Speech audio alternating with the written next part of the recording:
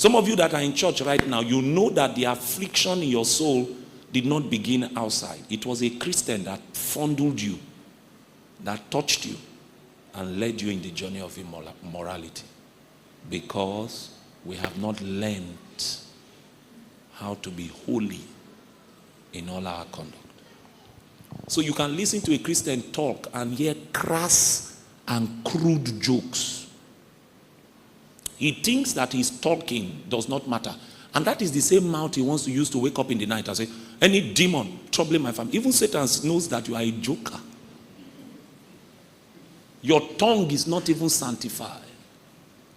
That is the mouth you use to sing all kinds of carnal things, talk anyhow. You know, they think that we are trying to make Christianity hard.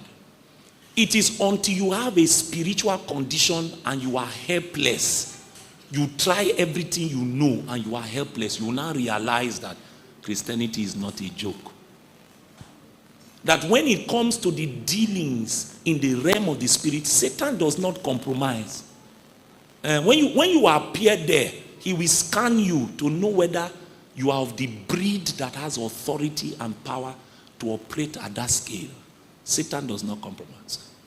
It's human beings that can make excuses and say all kinds of things and say, well, prayer is hard. So even if the person is not praying, we cannot drive, you can't throw away the baby with the bathwater. When it comes to the arena of spiritual warfare, and you now want to lay demand on your inheritance in the spirit, Satan will now come and say, you are not qualified. I've taught you before that what Satan has attained, no mortal will attain it till they die. No mortal.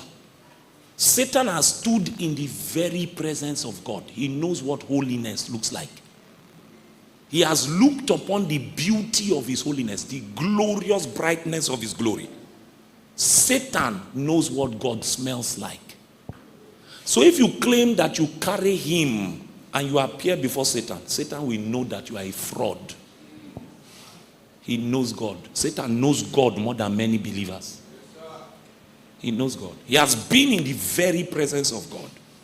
He knows the fragrance of that realm. You can't fake it before Satan. You can fake it before men. But before Satan, you will be vulnerable. You see, me, I've made up my mind I will not be a weak man. I was listening to my brother lead prayers. You see, what immorality does to you, it reduces you to a piece of bread. And he was using an analogy. Have you seen bread that they soak inside water before? Have you seen what it looks like? That bread that is ojile that used to pose on the bread stand. When you see ojile bread and you put, for those watching online, ojile bread is is the biggest size of bread. That's what they call it. Forgive me. When you see that bread, it looks as if it is muscular. Its masculinity is revealed. But soak it into water, it looks like weak dodo. It will scatter. It becomes useless. Useless. That's how some people are attempting to confront Satan. Holiness, and I told you the call to be holy, is not a call to punishment. It's an invitation to intimacy. That is why we don't joke with holiness. It's an invitation. It's an access. God is saying if you are going to operate like me in power, in glory and authority, the first requirement is that you must bear my character.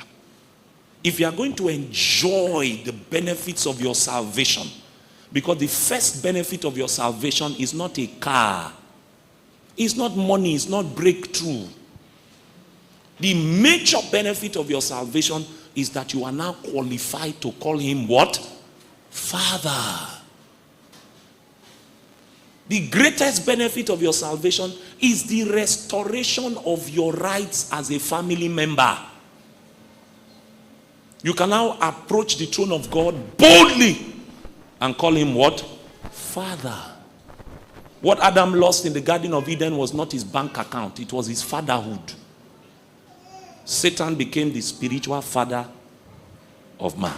So when you get born again, God restores your fatherhood, and in the restoration of your fatherhood, he restores your right as a child in that family.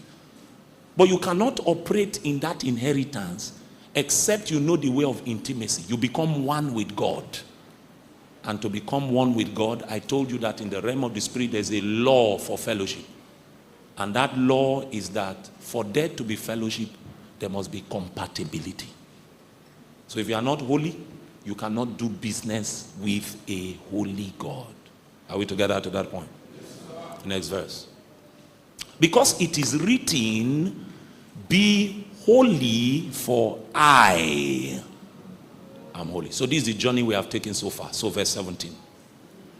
And if you call on the Father, who without partiality judges according to each one's work, conduct yourselves throughout the time of your stay here. How? In fear. A few things you need to notice about this scripture. One. This matter is a matter of family. If you call on who? The Father. So in this series, we are not speaking to vagabonds. We are not speaking to bastards. We are not speaking to those who have not signed up to be part of his family. This series is not necessarily about sin and immorality, even though we will talk about sin and immorality. This series is about holiness. About your desires that might be legitimate, but the Father says is not good for you. In a family, those of us who have children, ask Brother Daffy, ask all the married men. There are things that might be legal in other homes. You say, in my house, this my house. Do you have those kind of laws? Yes. This my house, this house. If your friends in school are telling you they do that, in this house, it's not acceptable. So this is a house matter. And in the house, the Father's word is law. You don't negotiate with Father. So mother or auntie can say one or two things, but immediately I show up and I say, what was that doing there? From today, it no longer stays there.